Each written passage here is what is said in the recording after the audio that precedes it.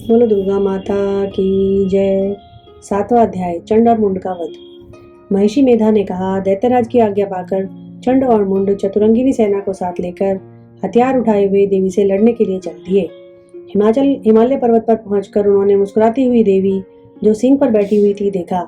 जब वे उनको पकड़ने के लिए तलवारें लेकर उनकी ओर बढ़े तब अंबिका को उन पर बड़ा क्रोध आया और मारे क्रोध के उनका मुख काला पड़ गया, उनकी भ्रुकुटियां चढ़ गई और उनके ललाट में से अत्यंत भयंकर एवं अत्यंत विस्तृत मुख वाली लाल आंखों वाली काली प्रकट हुई, जो कि अपनी हाथों में तलवार और पाश लिए हुए थी। वह विचित्र खड्ग धारण किए हुए थी तथा चीते के चर्म की साड़ी एवं नरमुंडों की माला पहन रखी थी। उसका मांस सूखा हुआ था और शरीर केवल हड्डियों का ढांचा था, जो भयंकर शब्द से दिशाओं को पूर्ण कर रही थी। वह असुर सेना पर टूट पड़ी और दैत्यों को भक्षण करने लगी।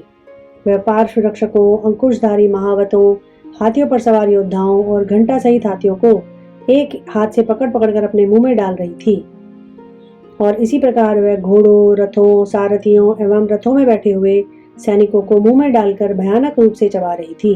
किसी के केश पकड़कर, किसी की गर्दन पकड़कर, किसी को पैरों से दबाकर और किसी दैत्य को छाती से मसलकर मार रही थी। वह दैत्य के छोड़े हुए बड़े बड़े अस्त्र शस्त्रों को मुंह में पकड़कर और क्रोध में भरकर उनको दांतों से पीस रही थी।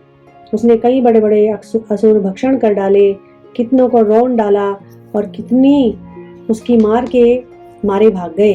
कितनों को उसने तलवार से मार डाला, कितनों को अपने दांतों से समाप्त कर दिया।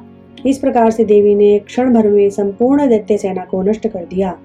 यह देखकर महापराक्रमी चंड काली देवी की ओर लपका और मुंड ने भी देवी पर अपने भयानक बाणों की वर्षा आरंभ कर दी और अपने हजारों चक्र उस पर छोड़े।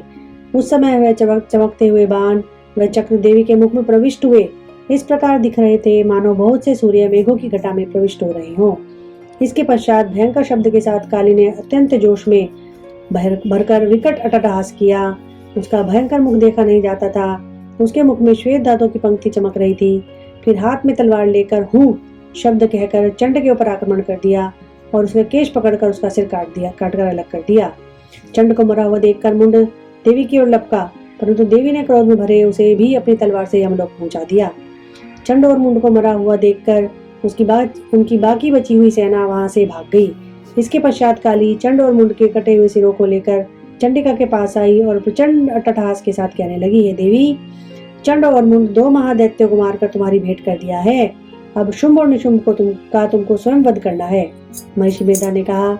वहां लाए हुए चंड और मुंड के सिरों को देखकर कल्याणमयी चंडी ने काली से मधुर वाणी में कहा, देवी, तुम क्योंकि चंड और मुंड को मेरे पास लेकर आई हो, अतः संसार में चामुंडा नाम से तुम्हारी ख्याति होगी। बोलो दुर्गा माता की जय, भगवती मैया की जय।